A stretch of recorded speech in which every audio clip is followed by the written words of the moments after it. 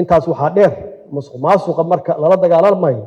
waxay keentaa iyada naftigeeda siyaasad wanaag iyo keentaa maxaa yeelay siyaasadda naftigeeda bacdamaa bulshadii lagu dhisan yahay oo iyagu ay bixinayaan canshuuraadkii iyo wixii laga rabay bixinayaan waxay ku leeyihiin door waxay ku leeyihiin ra'yi go'aan iyo ku leeyihiin dowladdaas siday u shaqayso iyo cidda maamulka u haysa meeshaas waa meesha laga yidhaahdo dimuqraadiyad oo dadkaasi ay u codeeyaan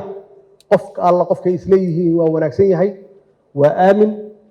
waa shaqo yaqaan wixii ummaddaas laga aruuriyana oo ammaanad ahaydna si wanaagsan oo muuqda oo transparency ah yuu u maamulaa hadduu qofku xun yahay oo lagu sheegay inuu musuqmaasuq yahay ama uusan shaqadii loo igmaday uusan ka shaqayn ma soo noqdo meeshaas wey meesha annagu aan u baahannahay aan jeclaan lahay inaan gaarno shacabkeennu inay qayb ka noqdaan go'aamada ay gaarayaan dowladdooda taasna waxaa ka horeeya inay cod ku yeeshaan qofka maamulaya ama qofka madaxda u noqonaya waxaa intaas dheer oo iyadana weheliya arrimaha amniga iyo cadaaladda oo iyada naftigeedu qayb ka ah dadku waxay bixiyaan haddii dadku ay canshuuraha bixiyaan dowladdaas loo dhiiban ay maamulaan waxaa xaqiiqa ah dadka qaabilsan ama loo idmaday amniga inay qaataan mushaaharaad fiican in faamilkooda caafimaadkooda meel loo saaro in guryo la siiyo askarta si ay hawshooda u qabtaan markaas khasab waxaa ah inaysan laaluush qaadanaynin inaysan laalaabgelaynin inaysan maaragtay aysan dib ugu soo noqonaynin shacabkooda inay dhibaateeyaan intaas waxaa dheer in la xoojiyo iyada naftigeeda qasbiyan dadka ka shaqeynaya dowladda oo lagu siiyo shaqada inay mudan yihiin oo ay muteysteen waxaa koob ka ah si loo xaqiijiyo inay mudan yihiin inay imtixaan qaadaan oo lagu kala saaro maxaa taqaanaa qofka muxuu yaqaanaa aqoontiisu intee tahay shaqadan uu rabo ama uu dalbanayo ma qaban karaa oo aqoonteeda iyo khibraddeeda ma leeyahay that means waxa weeye waxaa la qaadanaya qof walba qofkuu ka fiican yahay qof walba qofku ka harti badan yahay qof walba qofku ka ammaano badan yahay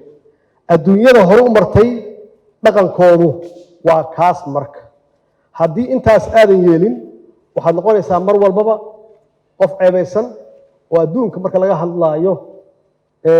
international transparency-ga laga hadlaayo lagugu sheego inaad tahay waddanka ugu tuugada badan waddanka ugu musuqmaasuqa badan adigoo ilaahay ku siiyey ama kuu manaystay khayraad aad iyo aad u fara badan oo awoodi kara haddaad khayraadkaas iyo dadkaaga aad si fiican loo maamulo aan anagu bixin karno kaalmo ummadaha naga liita aan kaalmo gaarsiin karno waxa weeye suu sheegay wasiir beyli waa run annagoo dhan waxaan nahay ina dhan xiir soo maaha ina dhan xiir yaan kulligeen wada nahay marka waxaa la rabaa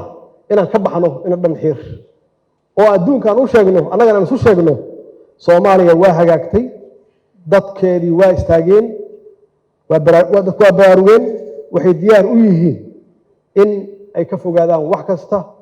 oo dhibaateyn kara ama dhib ku noqon kara horumarka dowladnimadooda iyo horumarka dadkooda iyo horumarka dalkooda ku noqon kara waxaa la yidhaahdaa marka la qeexayo waalida